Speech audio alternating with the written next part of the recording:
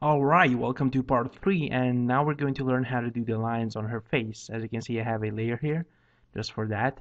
And make sure your brush has these values at the size, 3 pixels, the hardness 100, color black. And make sure now to select your pen tool, zoom in on the face, and start on from the eye, should be here.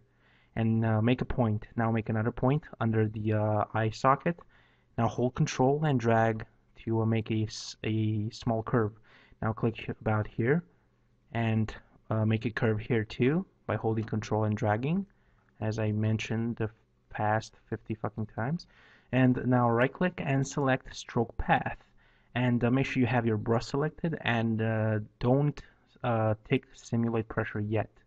And click OK. And now press Enter and you will have your line on her face. Now let's make it around the lips like we have in the image, and we're gonna click here and make a curve as we did before. Come on, you can do it, curve. Now we're gonna, oops, made a mistake, hold on, I got this. Okay, lips, so here, make a curve on the lips like this, and like here, like this. Oops, there's a gap here, like so. Now we're gonna click here in the middle, gonna drag it like so, gonna click here and I'm gonna make a curve here, small, and right click, stroke path, okay, enter. Now we're gonna drag a line from here, from above the eye on the other side like this, and it's gonna go to about here like so. Right click, stroke path, wait, wrong. No, it's right. Darius, what are you saying? Stroke path, enter, enter. Super, but it's above the tree, so let me just fix that by erasing it. Fantastic. Darius, you're so awesome. Yes, I know. Darius. Okay, click here now on the corner of the mouth. Now click here, here, like this. Stroke, again, blah, blah. And you have your path, and I'm just gonna make some small path here, sorry. So we have the closure. And now let's do this on the other side too. She reminds me of a Mexican dude. Why is that? Odd. Today is a strange day. Anyway, click here on the ear. Come on. Oh, I don't have my pen tool selected. Click here and here on the ear. So it goes like around the head and from the eyes and stuff like that. You know what I mean. Right click, stroke path, enter, enter. And now for the chin, it's gonna go like this. It's gonna be here in the center. Gonna make a little gap here. Right click, stroke path, enter, enter. Done. Ooh, there's a small gap there. I'm going to remove it. There we go. And I think it looks just like the other picture somehow.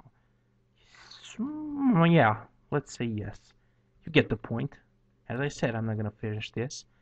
Nope. I'm just gonna show you how to do it. Now to add the red lines with the pen tool, select your brush tool and select your color to be from the rose, which is this pinkish thingy. And now make a new layer. Select the pen tool again, zoom in, and go on top of the eye again, of the line. Make sure to stay on the line, on the new line that you're making actually, and fix it so it goes like this. Right click, stroke path, and now make sure you have simulate pressure ticked, and it's going to make stuff like this. Yep, it's gonna fade. It's gonna come from black to light and then to black again, and you're gonna do this to all the lines, which I'm not going to do, but you get the point. And now the final step, no, not the final step, a step, because maybe there's something else to do. We're going to add the stuff on, okay, let me just show you these drops stuff on the branches, and this is really easy to do. You can do it with a mouse, you can do it with a tablet. I had a mouse, so you can imagine the pain. No, I'm just kidding, but you can actually just use the pen tool to stroke the path, or you can just make it seem more natural with the brush. So you just go with the mouse along, like this, and okay, leave and go up. Make sure you stay on the bottom of the branches. Like if there's something facing up, like we're going to see right now, like we're going to stop here, for example, because here is going to be a long line, and we're going to continue from here. Am I making sense here? Well, like this. And there you go. You're gonna stop there because there's this pink light coming down there. And to do the lines that are the straight lines that you're going to replicate on other branches, on the ones you like, you don't have to do it on all of them. That's retarded, but unless you feel like it. And you just click in a point, you hold Shift and drag down. Click in a point, hold Shift, drag down.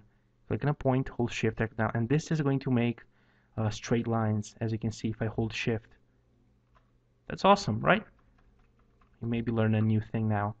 And you just do these drops, you know, you make them longer, you make them like this, you know. There we go. There we go. And like this, and like this, and like this. Okay, we're getting there. You know what I mean. Now let's add the smoke that's coming out. Basically the lighting that's on the dragon rose and over the wood and stuff like there's here. It's actually smoke, and I colored it pink, and I put it there. But how did I do that? Give me a second just to go and grab my smoke. Okay, so I got my smoke here on to the picture. I'm going to just put the mode to screen, and I'm going to move it on top of the tree here. And I'm going just to erase the bottom part because we don't need too much smoke. And this side here, I'm going to move, and I'm going to actually copy it, you know, under the model, and I'm going to move it I don't know, here. I'm going to transform it, flip it, you know, so to give a bit more variation and so it doesn't look that repetitive. And now let's add a new layer above the both the smoke layers. Right click and then create clipping mask, and you're going to do the same here. Right click, clipping mask. Oh, let's name these smoke. There we go. You should always label your layers. Don't mind me, I'm just used to not labeling them, but yeah, you should. Why am I labeling this one? Smoke. Okay. And in these layers, you take your desired color. In my case, I'm going to sample. I'm going to take my bucket tool, and I'm going to sample a color by holding Alt from the picture. And I'm going to click here, and I'm going to go on top and click here too on the layer that we just clipped to the smoke. And now we go to overlay, I think. Is it overlay? What? What did it just open? What the hell was that? I'm sorry. Um, anyway, put it on overlay, and this is going to change the color of your smoke to red and to, or I don't know, whatever color you have selected. And I'm gonna grab the smoke, and I'm going to erase just, you know, bits of it. Hold on, we got the one on top. There we go. So we don't cover a whole big area. There we go. And no, that looks good there. And I'm going to go to the bottom now, and I'm going to erase some here and here, like so. And yeah, that looks pretty nice. I mean, we don't need to do too many adjustments to it. Maybe we're going to duplicate the smoke. Oops. We're going to duplicate the smoke and add a bit more down here too, you know. Let's merge these merge layers, and then I'm gonna put it on screen, and then I can just erase the rest, so we just leave some smoke on the image. Okay, what else do we need to cover? Let me check the image. Oh, the black lips. Okay, then the color, and then what? The rose petals, obviously. Yes, the rose petals. Okay, so the rose petals, I'm going to just drag them in, and I'm going to resize them, make them big, like so. And we absolutely don't need these many, so I'm going to select a hard brush, size 54, and I'm going to rasterize the layer, and I'm just going to randomly pass around until I erase most of the rose petals and just leave like a few. Just make it subtle, not that dramatic with tons and tons of roses, and like so. I'm gonna leave some here, like so, on top. Make sure there's none on the face. There we go. And now we're going to add some roses in the background too, because we're going to add a Gaussian blur to them, and you know, to give it more depth. Obviously, we're gonna drag them here. Go to filter, blur, Gaussian blur.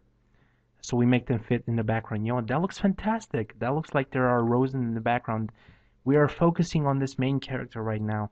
Um, Next, we need to add some light streaks, and to do that, you just make a new layer and grab your brush tool, and we'll grab a soft brush. Let's see. In this case, since my wallpaper is at 1080p, I'm going to just select a small brush like this with the color from the, uh, the, the, the the rose dragon thingy. And I'm going to make some lines here like this. Lines, I mean circles like this with a soft brush. And then I'm going to go to filter, blur, motion blur. There we go. And make sure you select a big size like this. There we go. Okay. And now we're going to flip it so it goes in this way, like so. Maybe I'm going to make it smaller, or even make the lines thicker, like so. Okay. And next we're going to duplicate them and set them on. Let me check. Give me a second. Yep, this is one overlay, and it's going to create some sort of light inside these motion blurs. And we can actually merge these, I think. No, create this smart object. Does it work? Yeah, it works. And we're going to duplicate and move them around. Maybe flip them, you know, make them even smaller so we have more samples to deal with, like so. And we have just more elements, you know, on the foreground. About the petals, we can just remove, like I don't like this here or this here. This here neither. There we go. Yeah, that looks good. And now let's pass on to color correction. Let's the first thing that we need to do is add a vignette. So make a new layer and grab a big ass black brush and go here to your brush and select, should we do 1000 pixels? Yeah, that definitely is going to work. And you're going to go here and just brush on the corners with your black brush, soft brush, so we have shadows on the sides. So we keep focusing on our main character, which is this Mother Nature kind of thing. And check that out. That looks much better right now. What else do we need to do? We need to add shadows from the branches and stuff. And how do we do that? This is very awesome. We're going to merge the branches with the black layer that we had on them. Right click, convert to smart object, and now we're going to duplicate the smart object. We're going to make a copy underneath, and now we're going to rasterize the underneath copy, rasterize layer. Now we're going to take the lock transparent pixels button right here and cover the branches with black, and we're going to move them right here under the other branches a bit to the right. And now let's untick this button. Now go to filter, blur, Gaussian blur, and check that out. We have shadows. Let's put it to 9 pixels like that.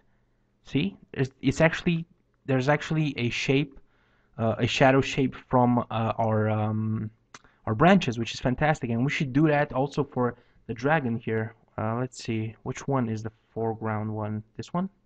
Yep. So we're going to merge these two dragons and merge layers. We're going to make a copy underneath, tick the button, go and brush it black, and now untick the button, move it about here, go to filter, Gaussian blur, and now we have this nice shadow coming from the dragon, but we need to remove it in some places, like underneath here. It shouldn't be there. Okay, let me grab a soft brush to erase that part, and we're going to erase like so. And that looks pretty great. I like it. Let me just move it a bit more behind, like so. Oh, and we also need one from this big branch here that's coming out from the cheek. So I'm going to merge these layers too, and I'm going to make a copy underneath, take the button again, and do the same process again. It may be boring, but it's what you gotta do. Why the hell is it purple? Okay, we need black. Oh, I had the eraser selected, obviously.